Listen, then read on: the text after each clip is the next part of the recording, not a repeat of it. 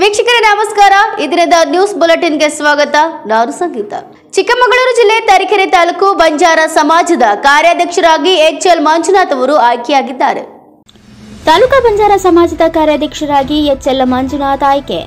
ಚಿಕ್ಕಮಗಳೂರು ಜಿಲ್ಲೆ ತರೀಕೆರೆ ತಾಲೂಕು ದಿನಾಂಕ 14/1/2024ರಂದು ಸಂಘದ ಪದಾಧಿಕಾರಿಗಳ ಆಯ್ಕೆಯಲ್ಲಿ ನೂತನ ಕಾರ್ಯಾಧ್ಯಕ್ಷರಾಗಿ ಎಚ್ಎಲ್ ಮಂಜುನಾಥ್ ಆಯ್ಕೆಯಾಗಿರುತ್ತಾರೆ.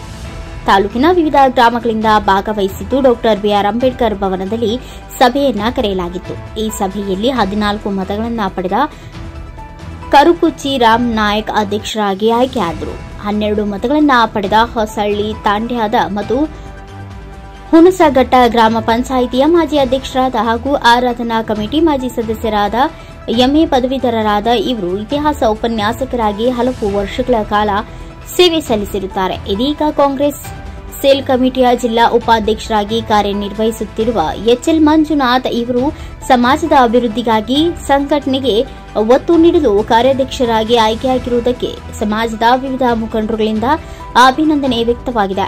ತರೀಕೆರೆ ಕ್ಷೇತ್ರದ ಶಾಸಕರಾದ ಜಿಎಚ್ ಶ್ರೀನಿವಾಸ್ ಕಾರ್ಯಾಧ್ಯಕ್ಷರಿಗೆ ಪ್ರಶಂಸೆ ವ್ಯಕ್ತಪಡಿಸಿ ಸಮಾಜದ ಬೆಳವಣಿಗೆಗೆ ಮುಂದಿನ ದಿನಗಳಲ್ಲಿ ತಮ್ಮ ಕೊಡುಗೆ ಅನನ್ಯವಾಗಿ ಮುಂದುವರಿಯಲಿದೆ ಎಂದು ಶುಭ ಹಾರೈಸಿದ್ದಾರೆ. ಈ ಸಂದರ್ಭದಲ್ಲಿ ಸಮಾಜದ ಬಾಂಧವರು ಯೋಗೇಂದ್ರ ಕುಮಾರ್ ನಾಯಕ್, ಬಿ ಕೃಷ್ಣ ನಾಯಕ್, ಬಸಪ್ಪ ನಾಯಕ್ ಸೇರಿದಂತೆ ಇನ್ನು ಅನೇಕರು ಉಪಸ್ಥಿತರಿದ್ದರು.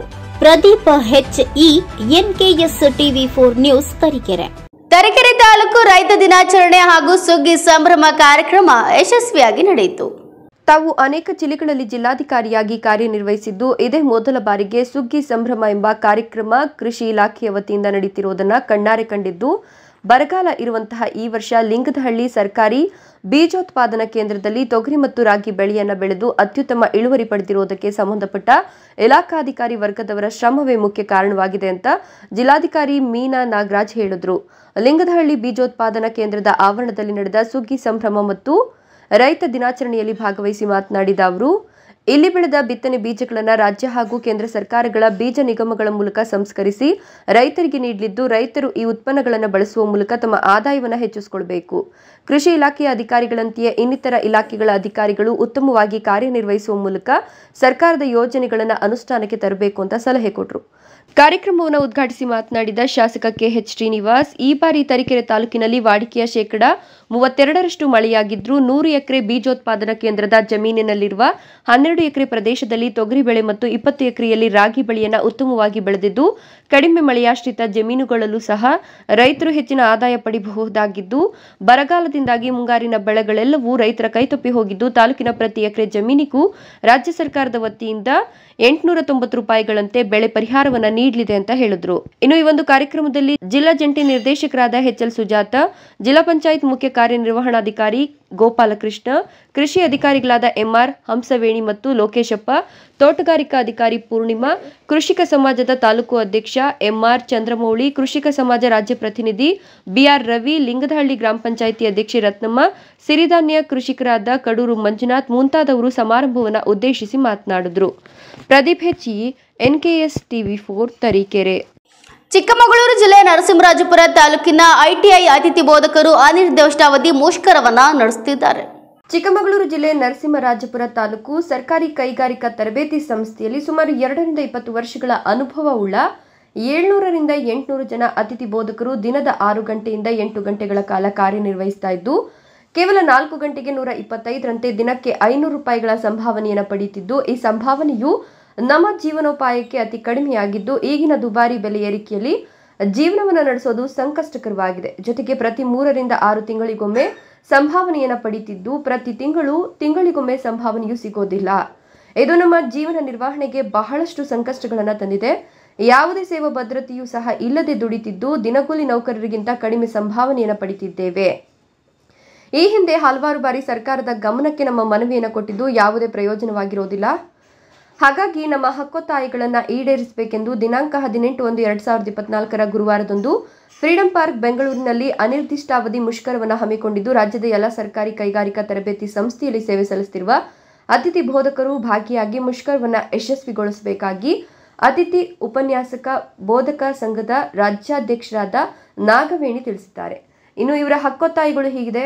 ದಿನಕ್ಕೆ 6 ಗಂಟೆಗಳ ಬೋಧನಾ ಸಮಯವನ್ನು ನಿಗದಿಪಡಿಸಿ ಗಂಟೆಗೆ ಕನಿಷ್ಠ 200 ರೂಪಾಯಿಗಳ ಸಂಭಾವನೆ ನೀಡಬೇಕು. ಹಾಲಿ ನಿರ್ವಹಿಸುತ್ತಿರುವ ಎಲ್ಲ ಅತಿಥಿ ಬೋಧಕರಿಗೆ ಸೇವಾ ಭದ್ರತೆ ಒದಗಿಸಬೇಕು. ಪ್ರತಿ ತಿಂಗಳ ಸಂಭಾವನೆಯನ್ನು ಸರಿಯಾದ ಸಮಯಕ್ಕೆ ನೀಡಬೇಕು. ಆರೋಗ್ಯ ವಿಮಾ ಸೌಲಭ್ಯ, ಮಾಸಿಕ 1 ದಿನ ವೇತನ ಸಹಿತ ರಜೆ, 3 ತಿಂಗಳ ವೇತನ ಸಹಿತ ಮಾತೃತ್ವ ರಜೆ ನೀಡಬೇಕು ಅಂತ ಇವರು ತಮ್ಮ ಹಕ್ಕೊತ್ತಾಯವನ್ನು ಸಲ್ಲಿಸಿದ್ದಾರೆ. ಪ್ರದೀಪ್ ಹೆಚ್ಚಿ, NKS TV4 ತರೀಕೆರೆ. ನಮಸ್ಕಾರ.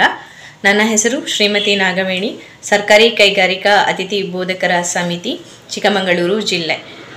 ಇದೇ ಜನವರಿ 18ನೇ ತಾರೀಕಿನಂದು ರಾಜ್ಯವ್ಯಾಪಿ ಅನಿರ್ದಿಷ್ಟಾವಧಿ ಮುಷ್ಕರವನ್ನು ಹಮ್ಮಿಕೊಂಡಿದ್ದು, ಈ ಮುಷ್ಕರವು ರಾಜ್ಯದಲ್ಲಿ ದುಡಿಯುತ್ತಿರುವಂತಹ ಎಲ್ಲ ಅತಿಥಿ ಬೋಧಕರ ಸೇವಾ ಭದ್ರತೆ ಹಾಗೂ ಹಕ್ಕೊತ್ತಾಯಗಳ ಕುರಿತಂತೆ ಆಗಿದೆ. ಆ ಕಾರಣ ಪ್ರತಿ ಜಿಲ್ಲೆಯ, ಪ್ರತಿ ತಾಲೂಕಿನ ಪ್ರತಿಯೊಬ್ಬ ಅತಿಥಿ ಬೋಧಕರು ಈ ಮುಷ್ಕರಕ್ಕೆ ಭಾಗವಹಿಸಿ ಈ ಮುಷ್ಕರವನ್ನು ಯಶಸ್ವಿಗೊಳಿಸಿ ಎಂದು ಈ ಮೂಲಕ ಕೇಳಿಕೊಳ್ಳುತ್ತಿದ್ದೇನೆ. ನಮಸ್ಕಾರ. ಲಕ್ಷ್ಮೇಶ್ವರ ತಾಲೂಕಿನ ಹೂವಿನಶಿಗ್ಲಿಯ ವಿರಕ್ತ ಮಠದ 45ನೇ ವರ್ಷದ ಜಾತ್ರಾ ಮಹೋತ್ಸವದ ಅಂಗವಾಗಿ ಸಾಮೂಹಿಕ ವಿವಾಹಗಳು ನಡೆದವು. ಲಕ್ಷ್ಮೇಶ್ವರ ಸಮೀಪದಲ್ಲಿ ಬರುವ ಹೂವಿನಶಿಗ್ಲಿಯ ವಿರಕ್ತ ಮಠದ 45ನೇ ವರ್ಷದ ಜಾತ್ರಾ ಮಹೋತ್ಸವ ಹಾಗೂ ಲಿಂಗೈಕ್ಯ ನಿರಂಜನ ಮಹಾಸ್ವಾಮಿಗಳ 14ನೆಯ ಪುಣ್ಯ ಸ್ಮರಣೋತ್ಸವದ ಕಾರ್ಯಕ್ರಮವು ವಿಜೃಂಭಣೆಯಿಂದ ನಡೆಯಿತು. ಜಾತ್ರಾ ಮಹೋತ್ಸವದ ಅಂಗವಾಗಿ ಸೋಮವಾರ 8 ಜೋಡಿಗಳ ಸಾಮೂಹಿಕ ವಿವಾಹಗಳು ನಡೆದವು ಹಾಗೂ ಕಡುಬಿನ ಕಾಳೋತ್ಸವ ಮತ್ತು ಸಂಜೆ ಮಹಾತ್ಮರ ಬದುಕು ಬೆಳಕು ಚಿಂತನಗೋಷ್ಠಿ ನಡೆಯಿತು. ಜಾತ್ರೆಯು ಅದ್ದೂರಿಯಾಗಿ ನಡೆದುಕೊಂಡು ಬರುತ್ತಿರುವ ಬಗ್ಗೆ ಶ್ರೀ ಚನ್ನವೀರ ಮಹಾಸ್ವಾಮಿಗಳು ಮಾತನಾಡಿದರು. ಇನ್ನು ಅವರು ಲಿಂಗೈಕ್ಯ ನಿರಂಜನ ಮಹಾಸ್ವಾಮಿಗಳ ಮಹಾಶಕ್ತಿ ಫಲವಾಗಿ ಇಂದು ಶ್ರೀಮಠವು ಪ್ರಸಿದ್ಧಿಯನ್ನು ಪಡೆದಿದೆ. ಮಠದಲ್ಲಿ ಪ್ರತಿ ವರ್ಷ ಸಂಕ್ರಾಂತಿಯೊಂದು 3 ತಿಂಗಳುಗಳ ಕಾಲ ಜಾತ್ರಾ ಮಹೋತ್ಸವ ಅಪಾರ ಭಕ್ತರ ಸಮೂಹದಲ್ಲಿ ನಡ್ಕೊಂಡು ಬರ್ತಾ ಇದೆ ಅಂತ ಶ್ರೀಗಳ ಕೃಪೆಗೆ ಎಲ್ಲರೂ ಪಾತ್ರರಾಗಿ ಅಂತ ಹೇಳಿದ್ರು. Veeranna Hadapada, NKS TV4 Lakshmeshwar. ಈ ಮುಖಾಂತರ ನಾಡಿನ ಭಕ್ತರಿಗೆ ನಾನು ಹೇಳೋದೇನು ಅಂತಂದ್ರೆ, ಹೂವಿನಶಿಗ್ಲಿ ವಿರಕ್ತ ಮಠದ ಜಾತ್ರೆ ಅಂತ ಕೇಳಿದ್ರೆ ಬಹಳಷ್ಟು ಪ್ರಸಿದ್ಧಿಯನ್ನು ಪಡೆದಿದೆ. ಯಾಕೆ ಅಂತ ಕೇಳಿದ್ರೆ ಇಲ್ಲಿ ನಮ್ಮ ಲಿಂಗೈಕ್ಯ ನಿರಂಜನ ಮಹಾಸ್ವಾಮಿಗಳ ಒಂದು ಶಕ್ತಿ ಬಹಳ ಅಪಾರವಾಗಿರ್ತಕ್ಕಂಥದ್ದು. ಅದಷ್ಟೇ ಅಲ್ಲ, ಅಪಾರವಾಗಿರ್ತಕ್ಕಂಥ ಭಕ್ತ ಸಮೂಹ ಇದೆ. ಅವರ ಒಂದು ಭಕ್ತರ ಸಹಾಯ ಸಹಕಾರದಿಂದ ಇದು ಮುಂದುವರೆದು ಬೆಳ್ಕೊಂಡು ಬರ್ತಾ ಇದೆ. ಪ್ರತಿ ವರ್ಷನೂ ಸಂಕ್ರಾಂತಿಯಿಂದ ಏನಾದ್ರು ಕಾರ್ಯಕ್ರಮ ನಡೀತಾವೆ ನಿಮ್ಮ ಮಠದೊಳಗೆ? ಪ್ರತಿ ವರ್ಷ ಮಕರ ಸಂಕ್ರಾಂತಿಯಲ್ಲಿ ನಾವು ಒಂದು 15 ದಿವಸಗಳ ಪರ್ಯಂತ ಪುರಾಣ ಪ್ರವಚನವನ್ನು ನಡೆಸ್ಕೊಂಡು ಬರ್ತಾ ಇದ್ದೇವೆ. ಸಾಮೂಹಿಕ ಇಷ್ಟಲಿಂಗ ದೀಕ್ಷೆಯನ್ನು ಮಾಡ್ಕೊಂಡು ಬರ್ತಾ ಇದ್ದೇವೆ. ಅಯಾಚಾರವನ್ನು ಮಾಡ್ಕೊಂಡು ಬರ್ತಾ ಇದ್ದೇವೆ. ಸಾಮೂಹಿಕ ವಿವಾಹಗಳನ್ನು ಮಾಡ್ಕೊಂಡು ಬರ್ತಾ ಇದ್ದೇವೆ. ಹಾಗೆಯೇ ರಥೋತ್ಸವ, ಕಡುಬಿನ ಕಾಳಗ, ಇಂಥವೆಲ್ಲ ಧಾರ್ಮಿಕ ಸಭೆ ಸಮಾರಂಭಗಳು. ಚಳ್ಳಕೆರೆ ನಗರದಲ್ಲಿ ಗುರುವಾರದಂದು HPPC ಪ್ರಥಮ ದರ್ಜೆ ಕಾಲೇಜಿನ ಸಂಯುಕ್ತ ಆಶ್ರಯದಲ್ಲಿ ರೋವರ್ಸ್ ಮತ್ತು ರೇಂಜರ್ಸ್ ಘಟಕದ ವತಿಯಿಂದ ರಸ್ತೆ ಸುರಕ್ಷತಾ ಜಾಗೃತಿಯನ್ನ ನಡೆಸಲಾಯಿತು. ಚಳ್ಳಕೆರೆ ನಗರದಲ್ಲಿ HPPC ಪ್ರಥಮ ದರ್ಜೆ ಕಾಲೇಜಿನ ಸಂಯುಕ್ತ ಆಶ್ರಯದಲ್ಲಿ ರೋವರ್ಸ್ ಮತ್ತು ರೇಂಜರ್ಸ್ ಘಟಕದ ವತಿಯಿಂದ ರಸ್ತೆ ಸುರಕ್ಷತಾ ಜಾಗೃತಿಯನ್ನ ನಗರದ ಪ್ರಮುಖ ಬೀದಿಗಳಲ್ಲಿ ಜಾಥಾ ಮಾಡೋದರ ಮೂಲಕ ಸಾರ್ವಜನಿಕರಿಗೆ ಅರಿವು ಮೂಡಿಸಲಾಯಿತು. ವಾಹನ ಚಾಲನೆ ಮಾಡುವಾಗ ಕಣ್ಣುಗಳು, ಕೈಗಳು ಮತ್ತು ಮನಸ್ಸಿನಿಂದ ಗೊಂದಲವನ್ನ ತೆಗೆದುಹಾಕಬೇಕು. ತಿರುವು ಸಂಕೇತಗಳನ್ನು ಬಳಸೋದು ಮತ್ತು ವೇಗ ಅಥವಾ ದಿಕ್ಕಿನ ಬದಲಾವಣೆಗಳ ಸಿಗ್ನಲಿಂಗ್ ಅನ್ನ ಒಳಗೊಂಡಿರುವ ನಿಯಮಗಳನ್ನು ಅನುಸರಿಸಬೇಕು. ದೈನಂದಿನ ಜೀವನದಲ್ಲಿ ಸುರಕ್ಷತೆಯ ಜೊತೆಗೆ ರಸ್ತೆ ಸುರಕ್ಷತಾ ನಿಯಮಗಳನ್ನು ಅನುಸರಿಸಿದ್ರೆ ನಮಗೆ ಸುರಕ್ಷಿತವಾಗಿರಲು ಸಹಾಯ ಮಾಡುತ್ತದೆ ಅಂತ ಪ್ರೊಫೆಸರ್ ಜಗನ್ನಾಥ ಎನ್ ತಿಳಿಸಿದ್ರು. ಇತರ ರಸ್ತೆ ಸುರಕ್ಷತಾ ನಿಯಮಗಳಾದ ಸ್ಟಾಪ್ ಚಿಹ್ನೆಗಳನ್ನ, ಕೆಂಪು ದೀಪಗಳು ಇತ್ಯಾದಿಗಳಂತಹ ಎಲ್ಲ ಟ್ರಾಫಿಕ್ ಸಿಗ್ನಲ್ಗಳನ್ನು ಪಾಲಿಸೋದು, ಸೀಟ್ ಬೆಲ್ಟ್, ಹೆಲ್ಮೆಟ್ ಧರಿಸೋದು, ವೇಗ ಮಿತಿ ಮತ್ತು ಸುರಕ್ಷತಾ ಅಂತರವನ್ನು ಕಾಪಾಡಿಕೊಳ್ಳೋದು, ಮದ್ಯಪಾನ ಮಾಡಿ ಮತ್ತು ಡ್ರೈವಿಂಗ್ ಲೈಸೆನ್ಸ್ ಇಲ್ಲದೆ ವಾಹನ ಚಾಲನೆ ಮಾಡಬೇಡಿ ಅಂತ ಪ್ರೊಫೆಸರ್ ಜಮುನಾ ರಾಣಿ ರಸ್ತೆ ಸುರಕ್ಷತೆ ಬಗ್ಗೆ ಜಾಗೃತಿ ಮೂಡಿಸಿದ್ರು.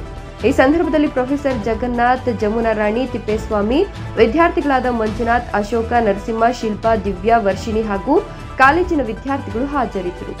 Mounesh Achar, NKS TV4 Challakere.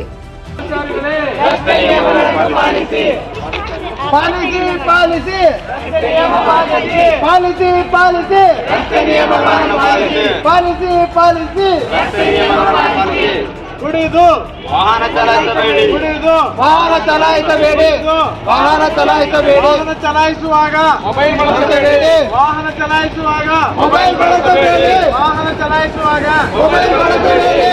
Policy policy ರಸ್ತೆ ನಿಯಮಗಳನ್ನು ಪಾಲಿಸಿ. ಪಾಲಿಸಿ ಪಾಲಿಸಿ ರಸ್ತೆ ನಿಯಮಗಳನ್ನು ಪಾಲಿಸಿ. ಪಾಲಿಸಿ ಪಾಲಿಸಿ ರಸ್ತೆ ನಿಯಮಗಳನ್ನು ಪಾಲಿಸಿ. ಪಾಲಿಸಿ ಪಾಲಿಸಿ ರಸ್ತೆ ನಿಯಮ ಪಾಲಿಸಿ. ಪಾಲಿಸಿ ಪಾಲಿಸಿ ರಸ್ತೆ ನಿಯಮ ಪಾಲಿಸಿ. ಪಾಲಿಸಿ ಪಾಲಿಸಿ ರಸ್ತೆ ನಿಯಮ ಪಾಲಿಸಿ.